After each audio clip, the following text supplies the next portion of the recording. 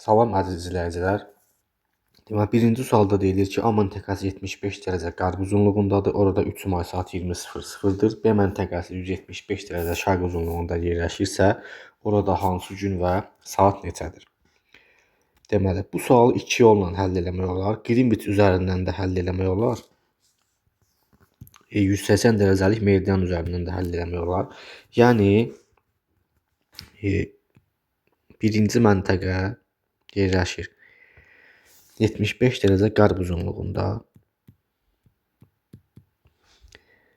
Birinci Qrinviçə nəzərən həll eləsək, mərkəzdə Qrinviç və 175 dərəcə şərq uzunluğu.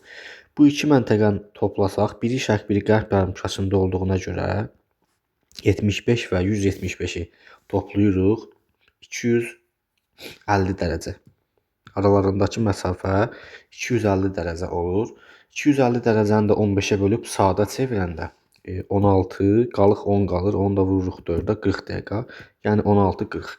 75 dərəcə qərb uzunluğunda 20:00-dırsa 16 saat 40 dəqiqə şərqə gəlirik. Bunun 4 saatı 24:00 olmağa qədər gedir. Yerdə qalır 12:40. Yəni 175 dərəcə şərq uzunluğunda 12:40 olur saat. Tarixdə 00-ı keçdiyimizə görə 3 may olur 4 may. Yəni 4 may 12:40 olur saat. İndi isə bunu 180 dərəcəlik meridianla həll eləsək,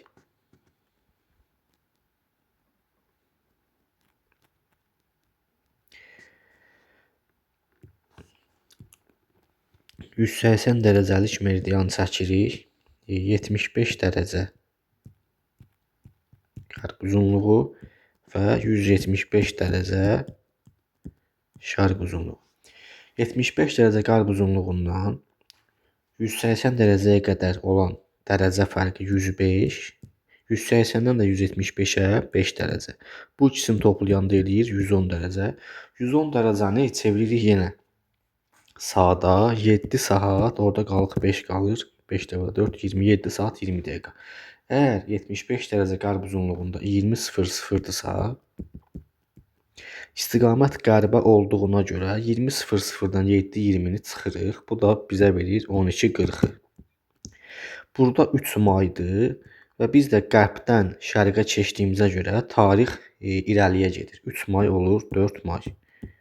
Gördüyünüz kimi 180 dərəcəlik meridianla da hesablayanda, Qrinviçlə də hesablayanda eyni cavab alınır. Yəni 4 may 12:40. Bu da edir 4 may 12:40.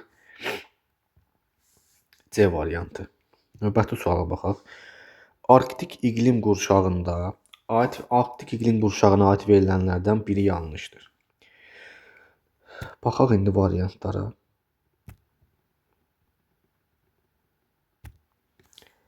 Baxın. Burada yanlış olan A variantıdır. İndi əvvəlcə düzlərə baxaq. Cazibə qüvvəsi yüksək olan ərazilərdə yayılıb. Qütblər ekvatora daha yaxın olduğuna görə orada cazibə qüvvəsi daha yüksəkdir. Termik təzyiq sahələrində yerləşir. Bəli, arktik iqlim qurşağı qütblərdə termik yüksək, ekvatorda da termik alçaq təzyiq sahələri yerləşir. Tropik və mülayimdə isə dinamik yüksək və dinamik alçaqdır. Yüksək təzyiq enən hava axınları tamamilə doğrudur. Baffin torpağının şimal hissəsi arktik iqlimdə yerləşir. Bəli, cənubi isə subarktik. Dəniz və bəs A niyə səhvdir burada? Dəniz arktik və kontinental arktik kimi yarım vilayətlərə bölünür, səhvdir. Dəniz arktik və kontinental arktik burada hava kütlələridir. Yarım vilayətlər deyil. Arktik iqlim qurşağı heç bir yarım vilayətə bölünmür. Məsələn, subtropik iqlim qurşağı kimi Aralıq dənizi, kontinental və musson vilayətlərinə ayrılmır. Vilayət deyəndə onlar nəzərdə tutulur və burada düzgün cavab A variantı. Arktik və kontinental hava kütlələri, iqlim yarım vilayətləri deyil. Növbəti sual. Asiya materikində qərbdən şərqə doğru bütöv zolaq əmələ gətirməyən iqlim qurşaqları. Tropik və subekvatorial Y variantıdır. Bunun isə göstərim burada. Gördüyünüz kimi iqlim qurşaqları xəritəsində baxırıq Avrasiya materikinə. Burada baxın, arktik qurşaq, subarktik qurşaq, mülayim qurşaq zolaq əmələ gətirir. Subtropik qurşaq da zolaq əmələ gətirir. Hətta ekvatorial qurşaqda baxın, zolaq əmələ gətirir. Avrasiya materikində, Asiya qitəsində. Sadəcə olaraq subekvatorial iqlim qurşağı normalda, baxın, qurşaq əmələ gətirməlidir. Ancaq Ərəbistan yarımadasında tropiklə kəskir. Yəni burada qurşaq əmələ gətirməyən iqlim qurşaqları subekvatorialla tropikdir. Səbəbi də musson küləklərinin təsiridir. Normalda tropik qurşaq, baxın, uzanmalı idi bura qədər, ancaq musson küləkləri olduğuna görə burada iqlim rütubətli olur və tropik qurşaq zolaq əmələ gətirə bilmir. Cavab tropik və subekvatorial. Həmən sualda. E variantı.